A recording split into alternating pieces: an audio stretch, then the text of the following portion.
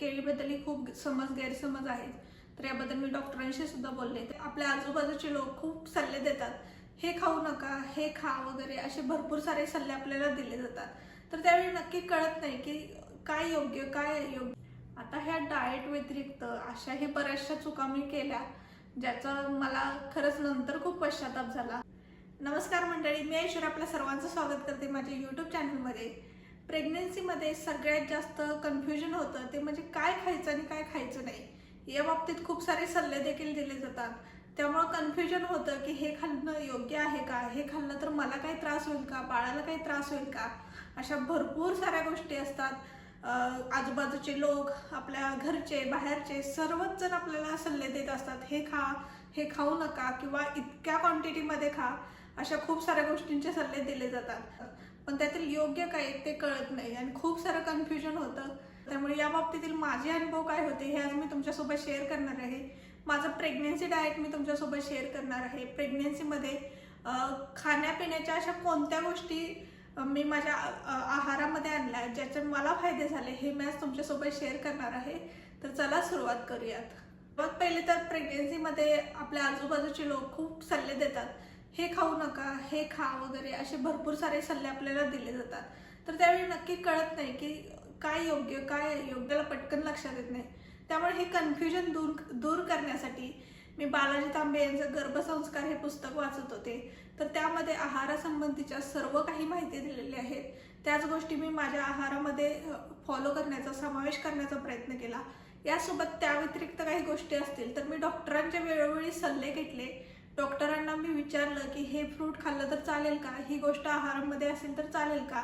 आता मी इथे अमेरिकेत आहे. अमेरिकेचे जे आहाराच्या पद्धती आहेत, त्यांचे जे खाण्याचे पदार्थ आहेत ते वेगळे आहेत, पण जे आपले महाराष्ट्रीयन पदार्थ आहेत ते वेगळे आहेत. तरी देखील काही कॉमन फ्रूट्स असतील किंवा काही असतील तर त्या गोष्टी मी डॉक्टरांशी कन्सल्ट करत होते. सुरुवातीला माझी मंथली डॉक्टर व्हिजिट असायची. तर तेव्हा मी डॉक्टरांना खूप सारे क्वेश्चन विचारायचे, खाण्यापिण्याच्या बाबतीत असतील, व्यायामाचे असतील किंवा इतर काही असतील. तर असे भरपूर सारे क्वेश्चन मी डॉक्टरांना विचारत होते. त्याच गोष्टी मी फॉलो करण्याचा प्रयत्न देखील करत होते. डाएटबद्दल म्हणायचं झालं तर सुरुवातीचे जे 3 महिने असतात त्यावेळेत आपण कोणत्याही डाएटचा विचारच करू शकत नाही. कारण तेव्हा आपल्या शरीरामध्ये इतके बदल होत असतात, आपल्याला फूड ॲव्हर्जन इतके होत असतात की काही खाण्याची इच्छा होत नाही किंवा आपला एखादा आवडीचा पदार्थ असेल, अचानक त्याच्यावरचं मन जातं आणि आपल्याला तो पदार्थ बघायची सुद्धा इच्छा होत नाही. स्मेल आपल्याला खूप सारे येत असतात, तर त्यामुळे काही खायची इच्छा होत नाही. अगदी पाणी सुद्धा आपल्याला प्यायला त्रास होतो, पाणी सुद्धा आपल्या तोंडात येतं. इतक्या साऱ्या गोष्टी आपल्यासोबत होत असतात. त्यामुळे पहिल्या 3 महिन्यात डाएटचा तर विचार केलाच जाऊ शकत नाही असं मला वाटतं. आणि त्याचे त्रास सुद्धा होतात जे माझ्या बाबतीत झाले. माझा फर्स्ट ट्रायमिस्टर असा होता की मला खूप साऱ्या गोष्टींचे स्मेल यायचे. मला कोणतेही मसालेदार पदार्थ आवडत नव्हते. त्यानंतर जो रेग्युलर आपण आहारामध्ये आपला भात असतो, तो भाताचा वास देखील मला आवडत नव्हता. भात शिजवताना कुकर लावला असेल तर ते कुकरच्या आसपास सुद्धा मला जायची इच्छा व्हायची नाही, इतका मला त्याचा त्रास होत होता. त्यानंतर मला चपाती खायची इच्छा होत नव्हती. अशा भरपूर साऱ्या गोष्टी माझ्या बाबतीत घडत होत्या. पाणी सुद्धा पिलेलं तोंडामध्ये येत होतं, इतक्या साऱ्या गोष्टींचा त्रास होत होता. आणि महत्त्वाची गोष्ट म्हणजे आम्ही इकडे असल्यामुळे इथे कोणतीही हाऊस हेल्प आपल्याला मिळत नाही, कोणीही मदतीसाठी मिळत नाही, आपल्याला घरकामासाठी कोणीही मदतीसाठी मिळत नाही. तर त्यामुळं काय होत होतं, जे काही घरातील कामं असतील, मोस्टली जे कुकिंग असेल ते मलाच करावं लागत होतं. पण या बाबतीत मी थोडीशी लकी आहे की माझा नवरा यामध्ये मला मदत करायचा. दिवसभर ऑफिस झाल्यानंतर संध्याकाळी तो माझ्यासाठी वेगळी काहीतरी भाजी वगैरे बनवायचा. तर त्यामुळं कुठेतरी एक असतं ना, म्हणजे गरोदर स्त्रियांमध्ये असं असतं की स्वतःच्या हातचं खाऊन पण कधी कधी कंटाळा येतो. तर असं कोणीतरी बनवून दिलं की छान वाटतं.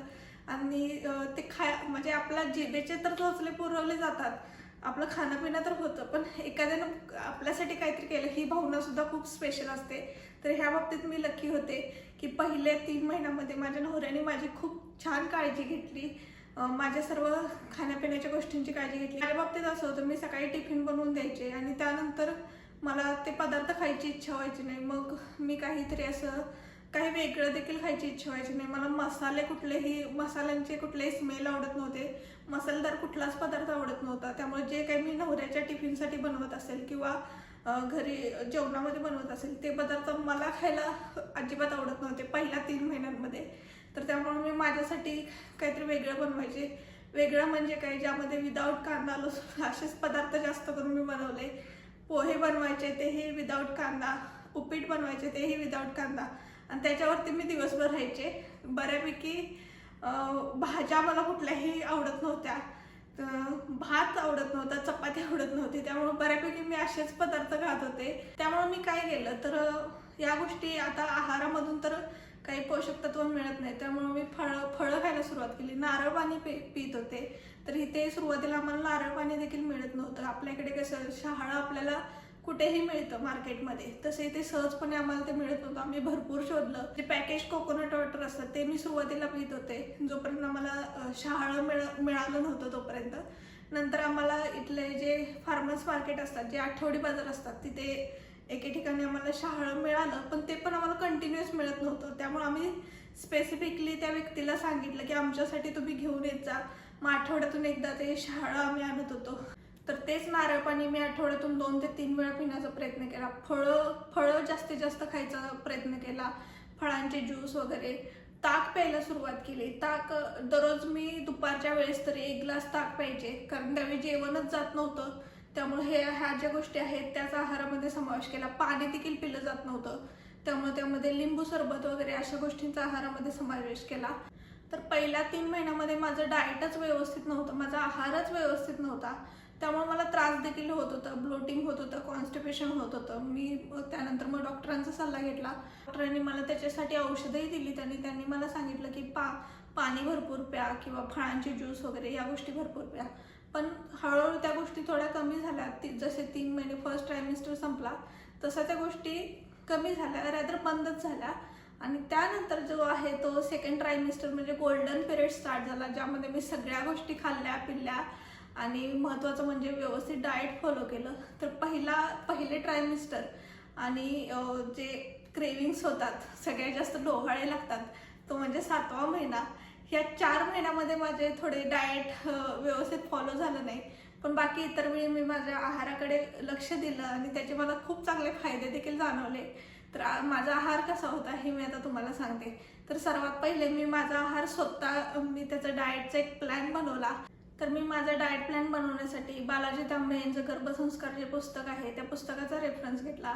यासोबत जे मला डॉक्टर सांगायचे की आहारामध्ये या गोष्टींचा समावेश करा, तर त्या गोष्टींचे जे इथे मिळणारे आपले ऑप्शन्स आहेत, भाज्यांचे ऑप्शन्स आहेत, भारतीय ज्या काही इथं गोष्टी मिळतात, तर ते ऑप्शन्स शोधले आणि त्याच्याप्रमाणे मी माझा डाएट प्लॅन बनवला आणि त्या गोष्टी माझ्या आहारामध्ये समावेश केला, ज्याचा मला खूपच चांगला फायदा झाला.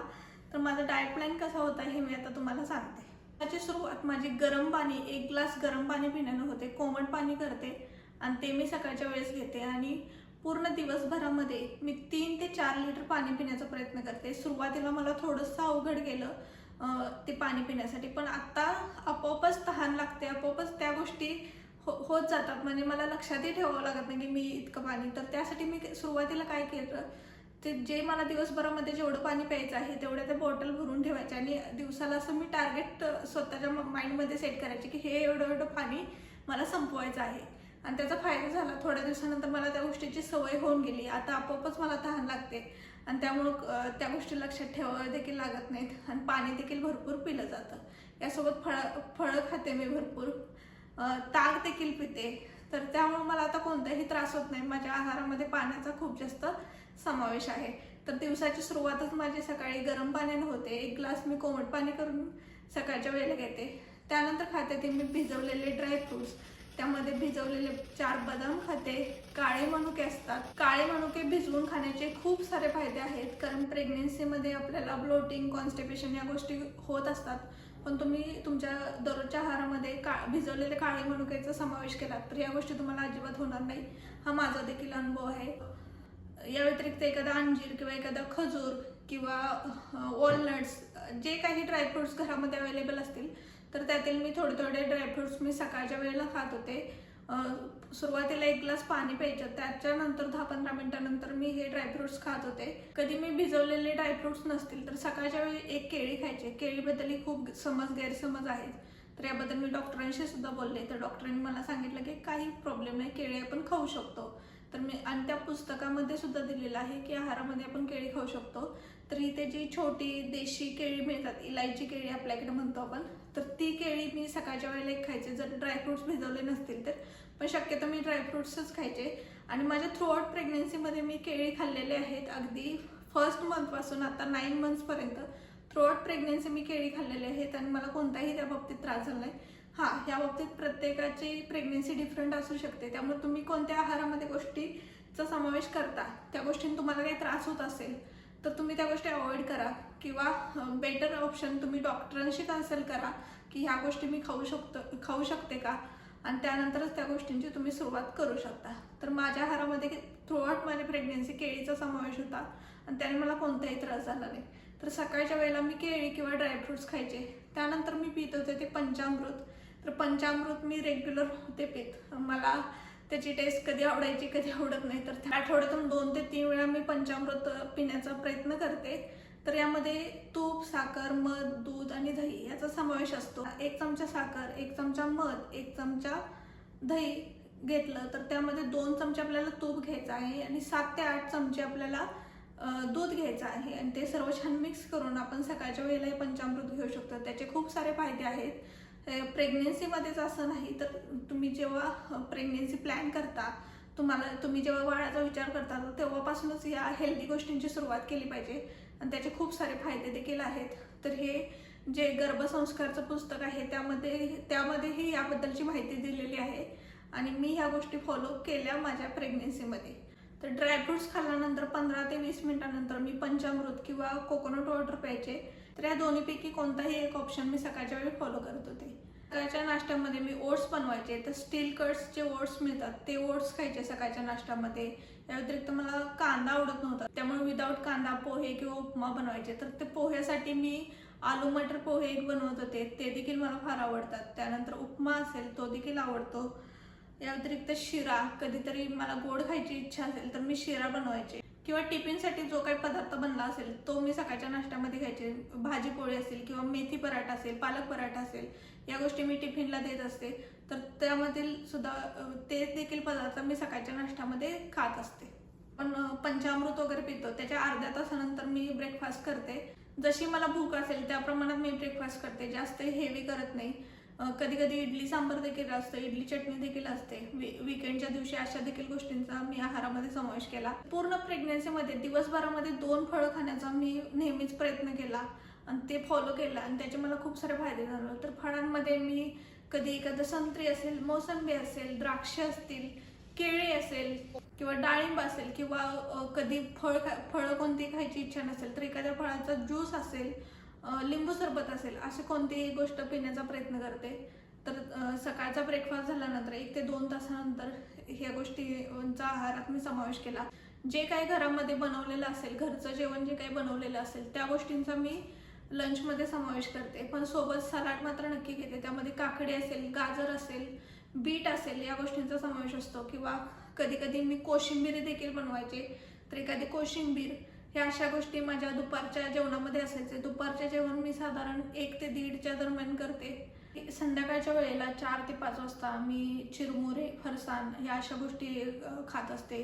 किंवा रताळे देखील मी खूप खाल्ले आहे त्या प्रेग्नेन्सीमध्ये. तर एखादं उकडलेलं रताळं, किंवा मी ड्रायफ्रुट्सचं एक मिक्सचर बनवलं होतं, जे आपण डिंकाचे लाडू बनवतो त्याचं मिक्सचर होतं. तर ते मिक्सचर थोडंसं हे असं यापैकी काहीतरी एक, किंवा चहा पिण्याची इच्छा असेल तर चहा, बिस्किट. फक्त चहा प्यायला मला आवडत नाही.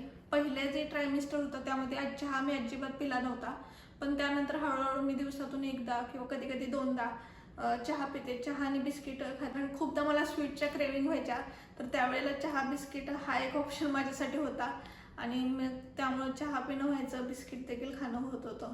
तर ही गोष्ट हेल्दी नाही आहे, पण ती गोष्ट सुद्धा मी प्रेग्नेन्सीमध्ये केली. सगळ्याच गोष्टी हेल्दी फॉलो केल्यात असं नाही. मला सुद्धा खूप जास्त क्रेविंग झालेले आहेत, खूप जास्त स्वीट्स मी खाल्लेले आहेत. तर रात्रीच्या जेवणामध्ये जे काही घरी बनलेलं असेल, चपाती, भाजी, भात, आमटी, ह्याच गोष्टी खात असते. आणि असं हे माझं दिवसभर मी रुटीन फॉलो करण्याचा प्रयत्न करते. पण पाणी मात्र मी भरपूर पिते. जसं तुम्हाला सांगितलं की 3 ते 4 लिटर पाणी मी दिवसभरामध्ये पिते. आता ह्या डाएट व्यतिरिक्त अशाही बऱ्याचशा चुका मी केल्या ज्याचा मला खरंच नंतर खूप पश्चाताप झाला. तर त्यामध्ये असं होतं, जसं माझा प्रेग्नेन्सीचा 7वा महिना चालू झाला तर त्या 7th मंथमध्ये मला इतके जास्त स्वीट्सचे क्रेविंग होत होते की त्याच्यावरती माझा अजिबात कंट्रोल नव्हता.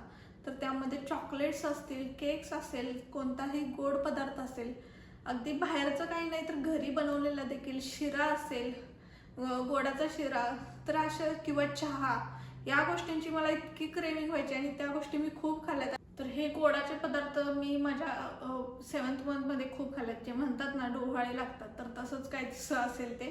त्यामुळं त्याच्यानंतर मला खूप जास्त पश्चाताप झाला. 7व्या महिन्याच्या शेवटच्या आठवड्यामध्ये आपल्याला जेस्टेशनल डायबिटीजची टेस्ट करायला सांगतात डॉक्टर. तर ती टेस्ट 29 वीक्समध्ये मी ती टेस्ट केली होती.